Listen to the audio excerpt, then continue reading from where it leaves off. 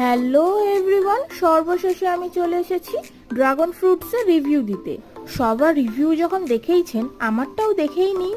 আমিও অনেকের রিভিউ দেখে প্রথমবার ট্রাই করতে চলে এসেছি এই ফলটা কেমন খেতে। দেখুন, এখানে কিন্তু খুব সুন্দরভাবেই ড্রাগন ফলটা কেটে নেওয়া হচ্ছে।